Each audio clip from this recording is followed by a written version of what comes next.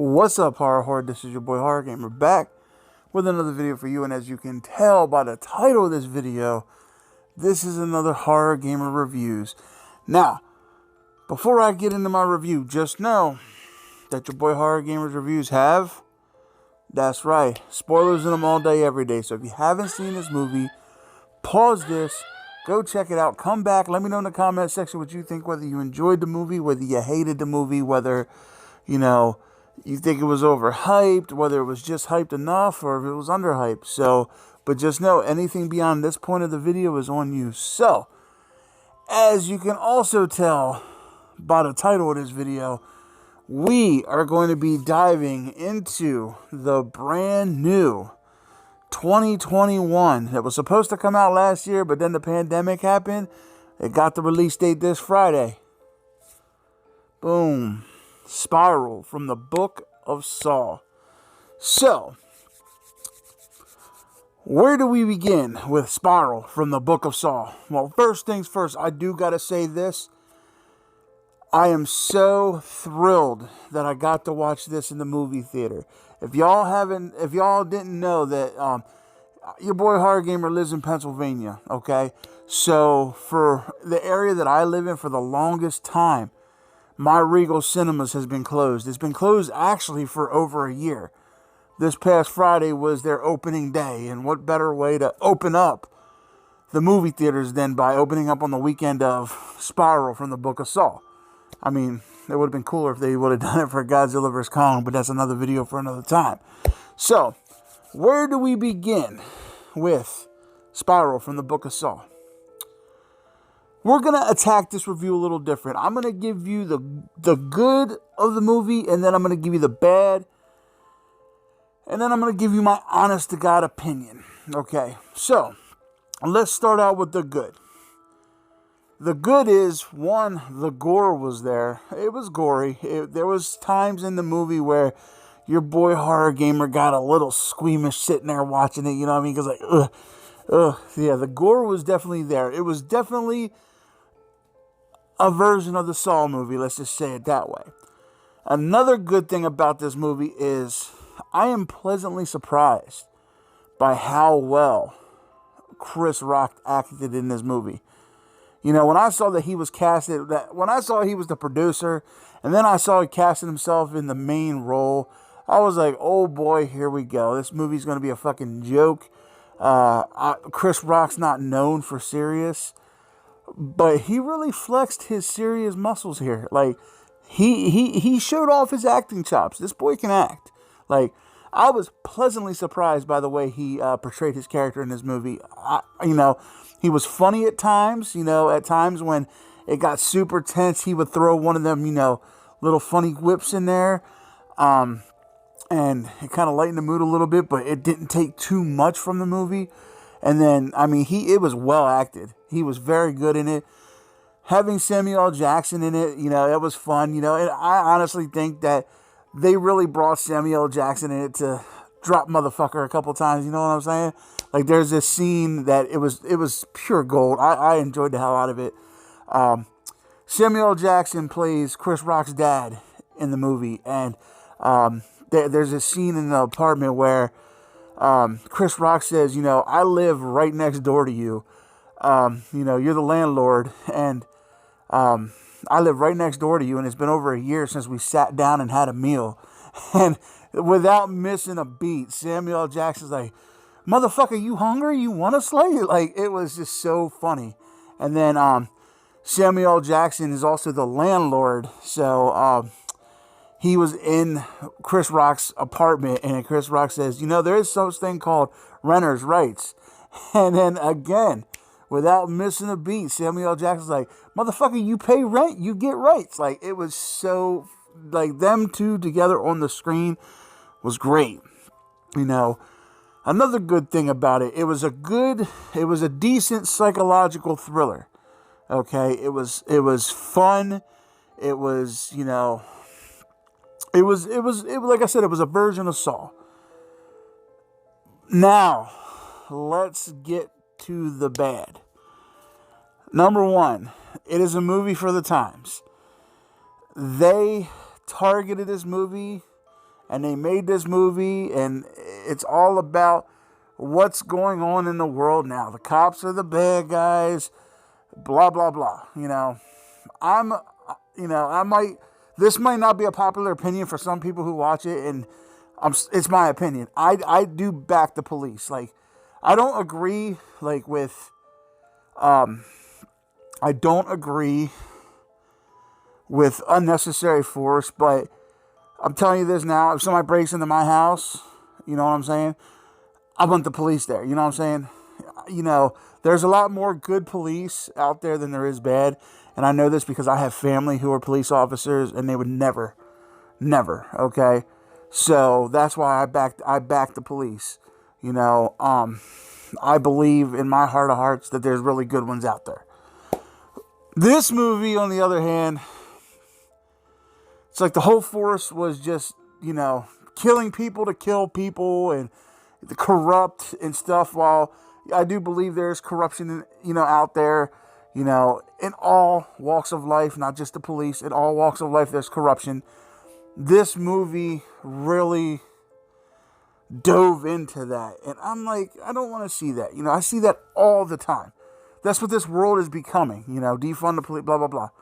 I don't want to see it in my movies, you know what I mean? But the story did make sense. It's just, for me, we see it in our everyday lives, and I go to the theaters to escape that. That was one thing I didn't like about the movie. Another thing I didn't like about the movie, they didn't have Billy the Doll. If you're going to make a Saw movie, Billy the Doll is synonymous with Saw. Like, he is Jigsaw's mascot. Now, I get it, they're going for the copycat here, but, Billy is Saw, Another thing I didn't like was the voice. The voice was horrible. The voice was, I hate to say this, but it sounded like a cracked out, it was weird. The pitch of it was weird.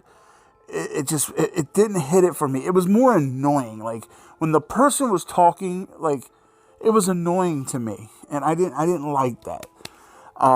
So the voice wasn't good. Now, they do pay homage to John Kramer in it with little, Easter eggs, like his picture up on the wall and stuff when they're trying to figure out who's trying to copycat him or whatever. Another thing I didn't like about the movie were, while it was gory and bloody and everything, the traps seemed a little weak. The first trap wasn't too bad. The first trap, the guy had to basically rip his tongue out of his head because, he was he was a cop who was known for getting on the stand and lying and putting innocent people to jail. So his freedom was to rip his tongue out. And that trap was pretty cool. There was only 3 traps in the movie, and the tongue one was the best one, and then the other 2 were meh. You know what I'm saying? Coming from somebody who's watched all the Saws buku amounts of times, the traps in this movie were a little weak. Now, the director of the movie has directed, I think, 2 or 3 previous Saws before this one. I will say that this particular movie is probably the weakest one out of the ones he directed, to be honest with you. It's not as gory. They did tone back on the gore. Now, don't get me wrong, the gore is still there. There's still some substantial amount of gore, but compared to what the other ones had, this one was almost PG, with the gore. I did enjoy the ending, like the climactic ending, when they do, at the end of every Saw movie where they do something and then you hear the dun-dun-dun, dun-dun-dun, dun-dun-dun. They had that at the end of the movie, and that was fantastic. That thing at the end was really cool. But all in all, the movie was okay. For waiting so long to see it, it was kind of a letdown.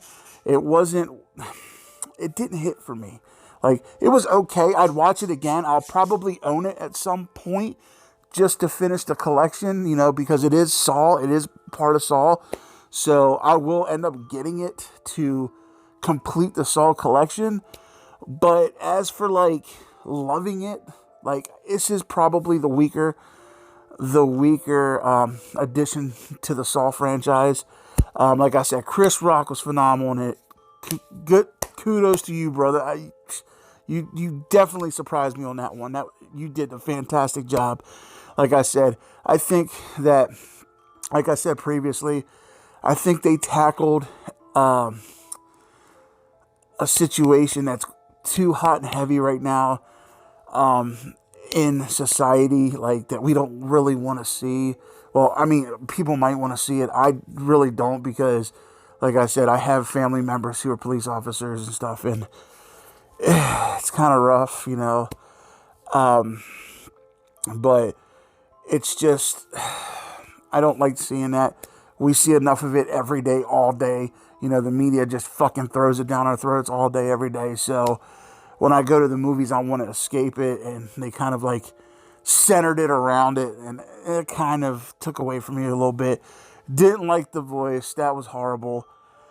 Was upset that they didn't have Billy the Doll as the mascot. You know, a proper copycat would have had Billy the Doll. But other than that, it was okay. It wasn't the best Saw by far. Like I said, it's probably the weakest in the series, but it was still not bad. The twist was pretty cool. Now, I did see, like, I said right off the bat who I thought the killer was, and it turned out to be him, even though at one point they kind of, like, throw you a curveball to make you think. But then when all the evidence plays in at the end and, you know, they show how everything happened, it was pretty cool. But all in all, it was okay. It wasn't the best. Definitely, like I said, it was probably one of the weaker in the series, the weakest in the series. So, with all that being said and all that out of the way, I'd have to give it, being generous, a 5 out of 10. And that's just because, like I said, it's too real. It hits too close to home for me with everything going on in the world today. I don't want to see that when I'm trying to escape it. The voice, can't get over that. The Billy the Doll was kind of weak, not having that doll in it. But all in all, it was an okay movie. Do I recommend you see it? Yeah, I recommend you at least watch it one time. Like I said, it's not like Fantasy Island bad, you know, but it's not the greatest. And for a Saw movie, I feel like it was a little tamed. But it was an okay watch. So, alright, horror. With all that being said, I love you guys. Thank you guys. I really hope you enjoyed this review as much as I enjoyed making it for you. And don't forget, if you haven't done so yet, hit that subscribe button along with that ding-a-ling-ding-ding button. That way, every time your boy Horror Gamer throws up one of these videos, that you're in the know. Also, when you're done doing that, head on over to the official Horror Gamer Patreon, where we do all kinds of cool stuff. We have movie nights. Like every Saturday, we hang out and we talk. We watch movies. Conveniently enough, the link for that is going to be in the description box below. Then when you're done doing that, run on over to the Z Network and see what kind of cool stuff we got going on over there. A bunch of us creators got together and just created something special for everybody. And once again, conveniently enough, the link to their Facebook page is going to be in the description box below. So, alright, Horror Horde, with all that being said, I love you guys. Thank you guys. And until next time, this is your boy Horror Gamer saying, as always, don't fear the darkness. Embrace it.